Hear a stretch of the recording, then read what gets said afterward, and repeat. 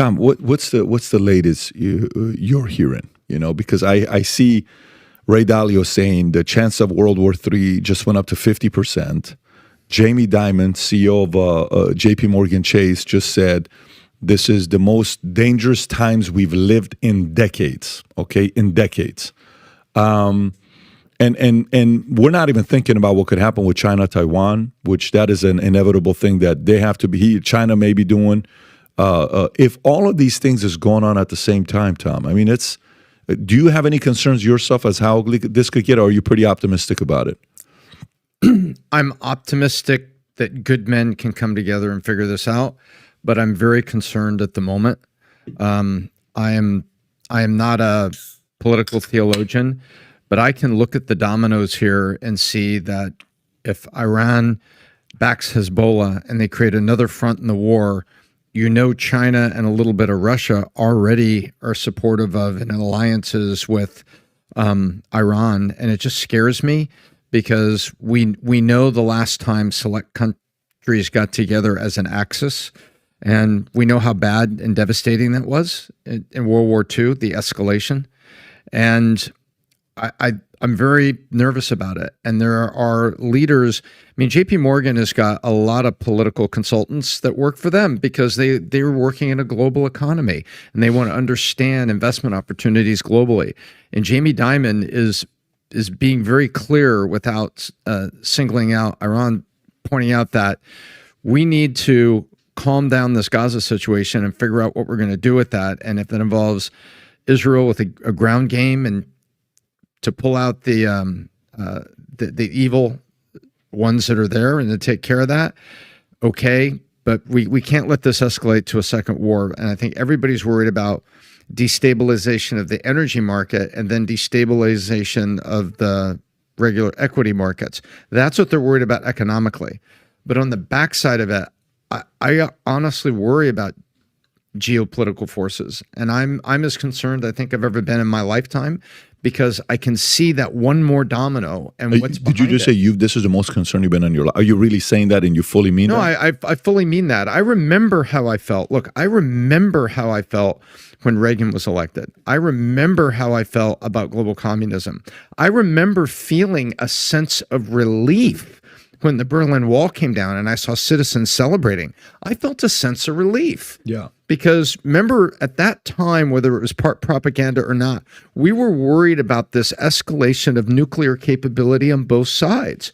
And we were worried about it only took one crazy man to press the button first. Remember those days? We worried about it. Cuban Missile Crisis. Yeah, and there was two sides that were very clearly defined. It wasn't Russia, it was the USSR, before we realized that all these Russian provinces really wanted out of the deal. And later we found out they got out as the first opportunity. But I was concerned about that. Wow, we're only one crazy person from a nuclear war. I remember thinking that in '84. I remember feeling that. And now I look at this is as concerned as I've been for two reasons. One is inside Germany and inside the United States, we know that the recent refugee influx, that there are bad actors in there. I mean, you may have seen that there were 4 that were caught just in the last week that were on the terror watch list, only because they use facial recognition at one flow point. How many others have come through undetected? So I'm sorry for the long answer, but I am really concerned, and it really worries me. And it seems, as you look at it, if Hezbollah comes in, then the domino is Iran with China behind them. China is going to be economically opportunistic in the long game. They're not going to care about a 5-year war, a 3-year war. They're looking at the aftermath because they're already thinking. And it's really worrisome. It really honestly worries me more so than it did when you seemed that you worried about one crazy man pushing the button to create nuclear war starting in the 80s. But you knew that there were two very clearly defined forces there. It was the United States and the USSR. Do you remember those days where that it seemed like it was very clear? Communism versus freedom, the USSR versus the United States, and it seemed like everything was clear. There weren't like 3rd and 4th and 5th dominoes that you worried about. Did you feel that way? Yeah. I remember when I was in graduate school when the Cuban Missile Crisis and how intense that felt about the blockade, did they want to listen to the generals who say bomb them, taking the measured effect that Kennedy did, and then the real sense of relief when there was a pullback. But again, that you had forces inside of Russia that were fighting for liberation. We don't have that in the Arab world. I don't think the same dynamic. What a great point. You hear that? No. Inside the USSR, there were forces that were fighting for their liberation or hoping for it even then. And as soon as it came down, you saw Uzbekistan, Kazakhstan, Right. Ukraine, they all ran. Right. And where'd they run? West. Right. But you don't have that same dynamic, I don't think, in the Arab world today. It could be. I don't know. Well, we're going to see what happens. Obviously, unstable times in the Middle East. Hopefully, these guys can figure it out.